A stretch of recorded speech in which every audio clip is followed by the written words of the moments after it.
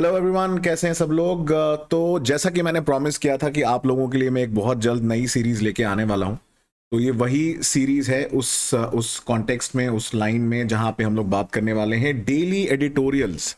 और सबसे बड़ी बात इस सीरीज की ये है कि हम इसको करेंगे 20 मिनट के अंदर कंप्लीट। जी हाँ, जनरली क्या होता है, most of the editorial analysis जो आपको यूट्यूब पे मिलते हैं उसमें प्रॉब्लम क्या होती है, या तो वो बहुत लंबे होते हैं और बहुत ज़्यादा टॉपिक होते हैं जिनको रिवाइज करना हर दिन पॉसिबल नहीं है या नोट्स बनाना पॉसिबल नहीं है। तो इस सीरीज में, क्योंकि ऑलमोस्ट मैंने 7 साल की अपनी इस करंट अफेयर्स की टीचिंग की जर्नी में और उसके पहले से भी जो मैं सब्जेक्ट्स पढ़ा रहा हूँ उसकी जर्नी में मैंने रियलाइज़ किया कि ये एक बहुत बड़ा चैलेंज है, इसको अभी तक सॉल्व नहीं किया गया है। तो आज के दिन मैं शुरुआत कर रहा हूं daily editorial analysis in 20 minutes, जिसमें हम कोशिश करेंगे कि हर दिन एटलीस्ट एक एडिटोरियल को जरूर कवर करें जो हमारे इंपॉर्टेंट है from the UPSC and state PCS exam point of view.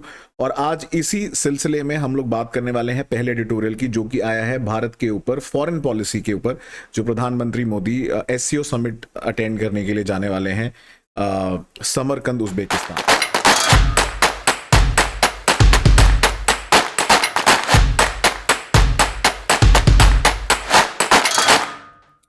तो चलिए शुरुआत करते हैं, बट उसके पहले आज की सबसे महत्वपूर्ण खबर कि आज 14 सितंबर को ही 1950 में हिंदी को भारत की आधिकारिक भाषा बनाया गया था। तो इसलिए आज हम लोग हिंदी दिवस भी मनाते हैं। तो इसलिए गर्व से हिंदी बोलिए और गर्व से हिंदी लिखिए और गर्व करें आप अपनी जो ऑफिशियल लैंग्वेज है। जैसा कि आप जानते हैं कि इंडिया की कोई नेशनल लैंग्वेज नहीं है, but definitely Hindi is the official language. So संविधान के अनुच्छेद दैट इज आर्टिकल 343 के अनुसार संघ की राजभाषा देवनागरी लिपि में, देवनागरी स्क्रिप्ट में हिंदी होगी। तब से भारत में 14 सितंबर को हिंदी दिवस के रूप में मनाया जाता है।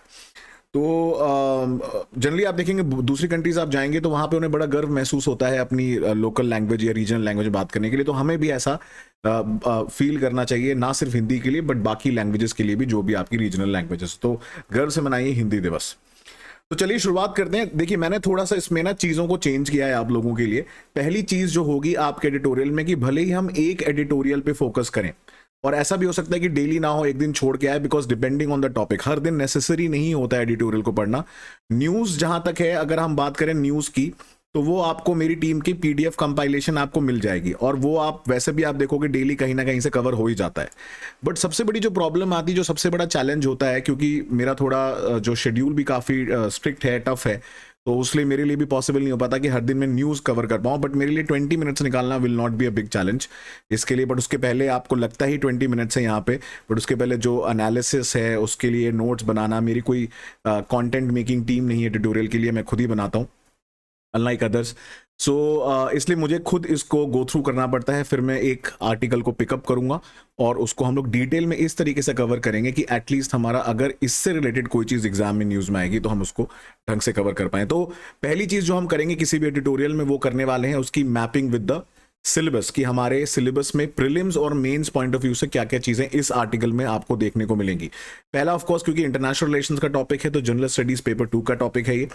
India's neighbourhood, multilateral groupings, non alignment, international summits, organisation, SCO, Shanghai cooperation organisation, regional anti terror system जो है RATS, Quad, India China relations, India Pakistan, India Russia, JCPOA, ये this is respect to Iran nuclear deal, जिसको P5+1 agreement भी बोला जाता है। Chabahar port news में आएगा, इस कीवर्ड यूज होगा इस आर्टिकल में। Then oil issue and of course the Russia Ukraine war.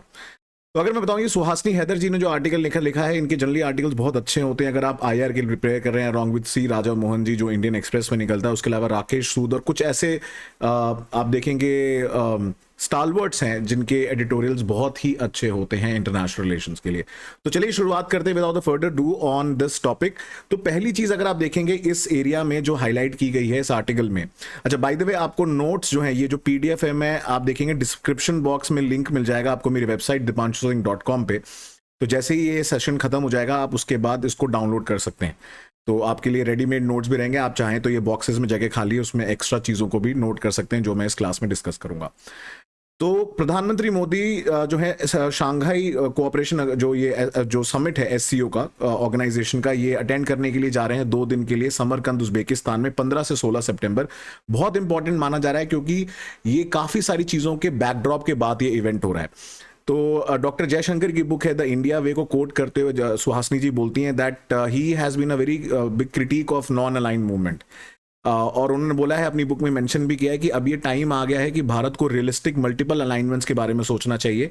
और ये एक ऐसा गेम है जिसको फ्रंट फुट पे खेलना है, इसको हम बैक फुट पे नहीं, हम बैक फुट पे नहीं रहेंगे। We are one of the leading nations now, तो हमारा समय आ चुका है। ये इंडिया का डेकेड नहीं, ये इंडिया की सेंचुरी होने वाली है, जैसा कि आपने रिसेंटली एक सुना था कोर्ट में। तो जो ये शांघाई कोऑपरेशन ऑर्गेनाइजेशन एससीओ का जो समिट होने वाला है, इंटरेस्टिंगली ये एक फुल हाउस होने वाला है। सारे लीडर्स ने अग्री कर दिया आने के लिए। जनरली माना जा रहा था कि जैसे फ्लड्स आ गए थे पाकिस्तान में, रशिया यूक्रेन वॉर था, पुतिन को बॉयकॉट करने की बात चल रही थी, इंडिया चाइना के बीच में टेंशन चल रही जब से गलवान इशू आए, चाइनीज पार्टी कांग्रेस होने वाली अक्टूबर में, अभी रिसेंटली प्रधानमंत्री मोदी क्वाड की मीटिंग को कंप्लीट करके आए हैं। तो ये सारी चीजों के बैकड्रॉप में ये माना जा रहा था कि शायद ये इवेंट नहीं हो पाएगा, हो सकता है शायद कुछ लीडर्स अग्री ना करें, बट फॉर्चुनेटली आप कह सकते हो it is going to be a full house event. और अगर हम एससीओ के बारे में समझें, that is the basic linkage. SCO एक इंटरगवर्नमेंटल ऑर्गेनाइजेशन है जिसको शांघाई 15 जून 2001 में सेटअप किया गया था। करेंटली 8 फुल टाइम मेंबर्स हैं, China, India, Kazakhstan, Kyrgyzstan, Russia, Pakistan, Tajikistan and Uzbekistan. 4 observer states हैं, Afghanistan, Belarus, Iran and Mongolia. और 6 डायलॉग पार्टनर हैं like Armenia, Azerbaijan, Cambodia, Nepal, Sri Lanka and Turkey. ये प्रीलिम्स के लिए थोड़ा ज्यादा इंपॉर्टेंट है, कौन मेंबर है कौन ऑब्जर्वर्स है। सिमिलरली 2021 में अगर आप देखेंगे, एक डिसीजन लिया गया था कि हम लोग ईरान को भी ला सकते हैं एससीओ में एज अ फुल मेंबर, और Egypt, Qatar and Saudi Arabia को डायलॉग पार्टनर्स बनाया जा सकता है। पर अभी ये डिसीजन फाइनल नहीं हुआ, एक प्रपोजल गया था। तो पहली चीज अगर इसके बाद हम देखें तो वो बात की गई है कि इसमें अगर आप देखेंगे जो जितनी कंट्रीज, उसमें से अफगानिस्तान को इनवाइट नहीं किया बिकॉज तालिबान को कोई बहुत सारी कंट्रीज एक्सेप्ट नहीं करती कि वो एक लेजिटिमेट रेजिम है। एंड गेस्ट लीडर्स को बुलाया गया है Armenia, Azerbaijan, Turkey and Turkmenistan को। सो यहाँ पे जो चीज मेंशन की गई है वो है balancing the blocks. Balancing the blocks मतलब यहाँ पे प्रधानमंत्री मोदी जी का सबसे इंपॉर्टेंट रोल होने वाला है। भारत हमेशा से इंपॉर्टेंट रहा है तो रोल हमेशा रहेगा ही, क्योंकि भारत जो है वो ये दिखाना चाह रहा है कि हम अपने जो इंटरनेशनल रिलेशंस के कमिटमेंट हैं उसको अपहोल्ड करते हैं, चाहे हम किसी भी ग्रुपिंग से बात करें, लेकिन प्रैक्टिकलिटी में विश्वास रखते हैं। और ये नया भारत है जो आगे बढ़ के अग्रेसिव तरीके से चीजों को हैंडल करेगा। At the same time we will also be very very humble. तो ब्रिक्स की मीटिंग हुई, एससीओ की मीटिंग होने वाली है, क्वाड की मीटिंग हो चुकी है, I2U2 इंडिया, इजराइल, यूएई, ठीक है, ये आपकी मीटिंग आपको पता है हो चुकी है। इनकी इंडो पैसिफिक इकोनॉमिक फ्रेमवर्क है। इन सब की मीटिंग के बैकड्रॉप के बाद आप देखिए मीटिंग होने वाली जिसमें प्रधानमंत्री मोदी शिरकत करने वाले हैं। उसी के अलावा अगर आप देखें तो बहुत क्लियर मैसेज इंडिया भेज रहा है कि देखिए हमारे दोस्त रशिया भी है, हमारा दोस्त यूएस भी है, क्योंकि इंडिया, रशिया, चाइना ने रिसेंटली वॉस्टॉक एक्सरसाइज में पार्टिसिपेट किया। फिर एससीओ की जो रीजनल एंटी टेरर सिस्टम है उसके अंदर पार्टिसिपेट करते हैं। इकलौती एक्सरसाइज है जिसमें इंडिया और पाकिस्तान की मिलिट्री एक साथ पार्टिसिपेट करती है। फिर pitch black exercise Indian air force ने ऑस्ट्रेलिया के साथ किया। फिर इंडियन आर्मी अभी युद्ध अभ्यास करने वाला है अमेरिका के साथ। तो अलग अलग कंट्रीज हैं, अलग अलग ब्लॉक हैं, लेकिन बीच में भारत है। इसीलिए अगर आप वेन डायग्राम बनाएंगे ना तो ये सारी ग्रुपिंग, अगर एक यूएस लेड ग्रुपिंग और एक रशिया लेड ग्रुपिंग है, उसमें भारत बीच में आएगा, क्योंकि इकलौता ऐसा देश है जो दोनों को बैलेंस करना चाहता है और बैलेंस कर रहा है। इसीलिए वो वेन डायग्राम में कहीं मिडिल में बैठेगा, यहां पे इसको मेंशन किया गया। इसके अलावा जनरली जो यूरोपियन देश हैं या वेस्टर्न देश हैं उनका हमेशा से एक नैरेटिव रहा है कि हमें कोएलिशन बनाना है डेमोक्रेटिक कंट्रीज का, लेकिन आज के टाइम पे जो भारत जिसमें विश्वास रखता है वो हमारे इंटरेस्ट और कॉमन गोल्स अलाइन होने चाहिए। So we are looking for a coalition of common goals rather than a coalition of democracies, क्योंकि वो अब खत्म हो चुका है। ऐसे तो आप देखो एक यूरोपियन देश दूसरे यूरोपियन देश के लिए भी नहीं आएगा, लेकिन अल्टीमेट चीज क्या है, कॉमन गोल की बात कर रहा है Bharat along with the Asian narrative। और इसके अलावा देखेंगे जैसे एक दो चीजें इंपॉर्टेंट है कि प्रधानमंत्री मोदी शायद इकलौते प्राइम मिनिस्टर हैं आफ्टर चौधरी चरण सिंह जी जिन्होंने नैम समिट आज तक अटेंड नहीं किया है, क्योंकि इसके पहले जितने भी नॉन अलाइन मूवमेंट हो उसमें ज्यादातर प्राइम मिनिस्टर जाते ही जाते थे। और सबसे इंपॉर्टेंट बात है कि अगले साल एससीओ समिट भारत में होने वाला है, तो शायद शी जिनपिंग जो चाइनीज प्रीमियर है, चाइनीज प्रेसिडेंट है, वो भी शिरकत कर सकते हैं। बट वो बहुत हद तक डिपेंड करेगा कि ये वाली जो एससीओ समिट है वो कैसे होने वाली है। तो इसमें बहुत क्लियर कट सिग्नल्स कुछ भारत देने वाला है जो कि बहुत इंपॉर्टेंट है हमारी फॉरेन पॉलिसी को हाईलाइट करने के लिए। पहला है पुतिन को, व्लादिमीर पुतिन जी को और बाकी रेस्ट ऑफ द वर्ल्ड को कि भाई इंडिया पे बहुत प्रेशर था, ठीक है, रशिया यूक्रेन वॉर के बाद इंडिया पे बहुत प्रेशर था कि रशिया के ऊपर सैंक्शन लगा दो, यूएन सिक्योरिटी काउंसिल में वोट कर दो। भारत ने नहीं करा, उन्होंने बोला भाई हमारा दोस्त है, हमारी दोस्ती है, हम अपने तरीके से कॉमन गोल देखेंगे ना। अब तुम्हारे प्रेशर में क्यों आए हम? फिर भी इंडिया ने पहली बार वोट किया था रिसेंटली, अदरवाइज इंडिया ने ऑयल परचेज डिक्रीज नहीं किए, ऑयल परचेज इंक्रीज किए, ठीक है। क्योंकि अब इंडिया को ब्लेम किया जा रहा था, आपने देखा होगा कि इंडिया जो है ब्लड मनी से पैसे खरीद रहा है, इंडिया जो है रशिया की इकोनॉमी को हेल्प कर रहा है, रशिया से तेल खरीद रहा है। तो भाई यूरोप में जर्मनी और बाकी कंट्रीज क्या कर रहे हैं? वो तो अभी भी सबसे ज्यादा कोल खरीदते हैं। तो इंडिया की गलती थोड़ी है, हम तो अपने इंटरेस्ट देखेंगे जैसे बाकी लोगों के इंटरेस्ट है। तो इंडिया ने बहुत क्लियर कट सिग्नल भेजा कि भैया देखो, अपने गोल्स हैं, अपने इंटरेस्ट हैं, we are not sitting on the fence, I am sitting on my side, you are sitting on your side. बहुत क्लियर है, ठीक है। हमने क्लियर कट सिग्नल भेजा, और जो ऑयल इंपोर्ट आप देखोगे वो ऑलमोस्ट 0.66 मिलियन टन से ऑलमोस्ट 8.42 मिलियन टन के आसपास पहले क्वार्टर में पहुंच गया रशिया से। उसके अलावा रोजनेफ्ट की ने पार्टली ओन करती गुजरात की नायरा एनर्जी कंपनी है, तो वहां पे भी काफी सिग्निफिकेंट इन्वेस्टमेंट है रशियन कंपनीज का। उसके अलावा भारत ने बहुत क्लियर किया है कि जो इंडिया की जो पब्लिक सेक्टर कंपनीज है जैसे ओएनजीसी हो गई, उन्होंने मोर देन $16 बिलियन का इन्वेस्टमेंट किया हुआ है इन Russian and oil gas fields. तो उसको वो कैपिटलाइज करेंगे, उसको बिल्ड करेंगे। और उसके अलावा मोदी पुतिन का भी समिट शायद साइडलाइन में एससीओ के हो सकता है, जिसको पूरी दुनिया आंखें गड़ाई बैठ के देख रही है, क्योंकि ये एक बहुत स्ट्रांग मैसेज भेजेगा वर्ल्ड इकोनॉमी में और बाकी लीडर्स को, जो लोग चाह रहे थे कि पुतिन को बॉयकॉट कर देंगे इस इवेंट से। क्योंकि Putin is going to be a very important person for India, he is very important for the global role also. And ये भी हो सकता है कि जो पुतिन साहब है वो G20 समिट में भारत के प्रधानमंत्री मोदी जी से भी मिल सकते हैं, और उसके अलावा फर्दर बात इस पे हो सकती है। अगली बात आती है इंडिया चाइना रिलेशन को लेके। तो इंडिया चाइना रिलेशंस अभी अच्छे नहीं है अगर हम देखें, स्पेशली गलवान के इंसिडेंट के बाद। और 2014 से 2019 के बीच में आप सोचिए कि प्राइम मिनिस्टर मोदी और शी जिनपिंग 18 बार से ज्यादा मिल चुके हैं, लेकिन गलवान के बाद आज तक इन लीडर ने कभी भी डायरेक्टली फोन पे बात नहीं करी है। हैम्बर्ग से चाहे शियामेन हो, जहां पे प्रधानमंत्री मोदी जी विजिट करने गए थे, हो सकता है कि बाली G20 समिट जब होगा तो उसमें इनकी मुलाकात हो सकती है। ये भी बात चल रही है कि शायद एससीओ की साइडलाइन पे बात हो सकती है, वो देखने लायक बात होगी। इसके अलावा जो दूसरा मैसेज जाएगा वो ईरान को जाने वाला है। ईरान के जो राष्ट्रपति हैं रईसी साहब, तो ऐसा हो सकता है कि उनके साथ भी एक मीटिंग इंडिया की शायद हो सकती है। इब्राहिम राइसी अभी नए राष्ट्रपति बने हैं, और इंडिया को वैसे चाबहार पोर्ट में कोई रोल अभी नहीं है, बट फिर भी उन्होंने इंडिया से रिक्वेस्ट किया है कुछ सपोर्ट के लिए इन द चाबहार पोर्ट। और वैसे भी इंडिया का जो लिंकेज है चाबहार से towards Afghanistan, international north south transport corridor, उसके लिए ये प्रोजेक्ट इंपॉर्टेंट है। ऑल्सो टू काउंटर जो चाइना पाकिस्तान इकोनॉमिक कॉरिडोर है ग्वादर पोर्ट वाला।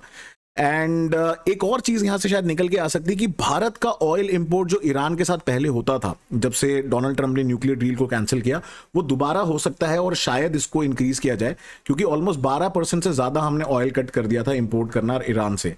लेकिन अब बाइडेन एडमिनिस्ट्रेशन आया है, उन्होंने एक दिखाया है विल की शायद वो रिवाइव करेंगे JCPO को, जिसको P5+1 अग्रीमेंट भी बोलते हैं, जिसको ईरान न्यूक्लियर डील भी बोला जाता है। तो अगर ये रिवाइव होता है तो भारत के लिए अच्छा, बिकॉज इंडिया की रिफाइनरीज ज्यादा सूटेड है मिडिल ईस्टर्न और ईरानियन ऑयल के लिए। और सिमिलरली वेनेजुएला के साथ भी भारत बात कर रहा है, क्योंकि वेनेजुएला पे भी रिस्ट्रिक्शंस अमेरिका ने लगा रखे हैं। तो वेनेजुएला के साथ भी ऐसा अग्रीमेंट हो सकता है जहां पे हम लोग ऑयल इंपोर्ट्स इंक्रीज करेंगे, तो ये हमारे भारत के कंज्यूमर्स के लिए अच्छा है, थोड़ी तेल प्राइसेस में कमी आएगी। इसके अलावा जो अगली मीटिंग शायद हो सकती है वो हो सकती है भारत की पाकिस्तान के जो नए प्राइम मिनिस्टर आए शरीफ साहब के साथ। लेकिन दिक्कत क्या है कि इसमें वही मुद्दा उठेगा, वही पुराना रोना है, Kashmir, article 370।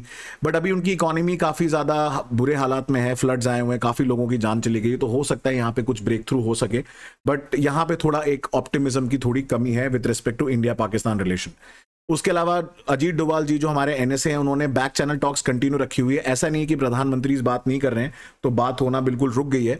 Back channel talks already पीछे से चल रही है। अजीत डोभाल जी रेगुलरली बात करते रहते हैं, डिप्लोमेटिक चैनल्स हमेशा खुले रहते हैं, जहां इन सब मुद्दों के बारे में पहले से ही प्लेटफॉर्म सेट कर दिया जाता है। सबसे इंपॉर्टेंट पैराग्राफ लास्ट का है इनका, जिसमें सुहासिनी जी ने बहुत अच्छे से इसको समराइज किया है कि इंडिया का जो पार्टिसिपेशन है SCO समिट में और मिस्टर मोदी का डिसीजन है to stand shoulder to shoulder with Putin, Xi Jinping, Ebrahim Raisi, Erdogan, Lukashenko Belarus के राष्ट्रपति हैं। Just months after he met with Biden, Kishida is the Japanese Prime Minister and Albanese is the Australian. At the Quad Summit affirms Mr. Jaishankar's prognosis that hedging is the name of the game today as India fights for its unique brand of multi-alignment or all alignment with partners worldwide without having to choose between them. as in Tokyo and Samarkand, just showing up is half the battle won. Very beautifully summarized in this paragraph कि Modi ji shoulder to shoulder खड़े होंगे, एक side में Putin और उनके side supporters होंगे, एक side में आपके चाइना ये सारे लोग होंगे, और दूसरे साइड अमेरिका की साइड की अभी मीटिंग करके आए हैं जहां पे क्वाड के लोग एक साइड हैं और रशिया लैंड अलायंस एक साइड है। भारत बीच में अपना झंडा गाड़ा हुआ है और उसने आके ये साबित कर दिया है कि हमारे हर कोई दोस्त है, ना हमारा कोई एनिमी है, ना हमारा कोई परमानेंट दोस्त है, हमारा प्रैक्टिकल अलाइनमेंट है, हेज करते हैं, हमारे रिस्क जो है उसको हम मैनेज करेंगे, ठीक है, फ्रंट फुट पे ये गेम खेलेंगे। आज के टाइम का भारत वो नहीं है कि जो बोल देगा दूसरा कंट्री हम उसको मान लेंगे। हमारे अपने इंटरेस्ट हैं, हमारे अपने इश्यूज हैं जिसको हम खुद बखूबी हैंडल करना जानते हैं। तो बहुत ही बेहतरीन आर्टिकल था।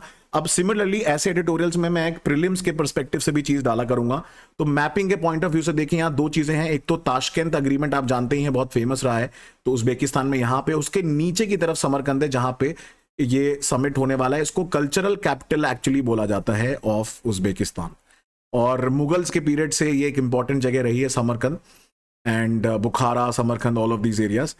और उसके अलावा चाबहार पोर्ट जैसे मैंने बताया, ये तो खैर है ही हमारा। इसके बगल में एक जस्क पोर्ट है, बंदर जस्क मतलब बंदरगाह से वर्ड आया है, और बंदर अब्बास ये कुछ मेजर पोर्ट है ईरान के। चाबहार के जस्ट बगल में ग्वादर यहाँ पे सिचुएटेड है, जहां पे सीपेक आपका एंड होता है। और international north south transport corridor जो है वो आपका चाबहार पोर्ट से जाएगा, and it will connect Afghanistan and other countries, and फिर वो इंडिया के गुड्स को एक्सेस देगा टुवर्ड्स यूरोप। तो ये था आज का एडिटोरियल। उसके अलावा अगर आप देखेंगे, अनअकैडमी में कुछ नए बैचेस चालू हो रहे हैं, कॉम्प्रिहेंसिव बैचेस है GSN ऑप्शनल की। अगर आप उनको ज्वाइन करना चाहें तो नीचे डिस्क्रिप्शन बॉक्स में लिंक दिया हुआ है। You can use the code DEEP27 to get extra 20% off. Limited समय के लिए है, जरूर इस फायदे का ऑफर का फायदा आप उठाएं। और मैं मिलूंगा अगले एडिटोरियल में। मुझे जरूर बताइएगा कि आपको ये सीरीज कैसी लगी। Till next time, thank you so much everyone and जय हिंद।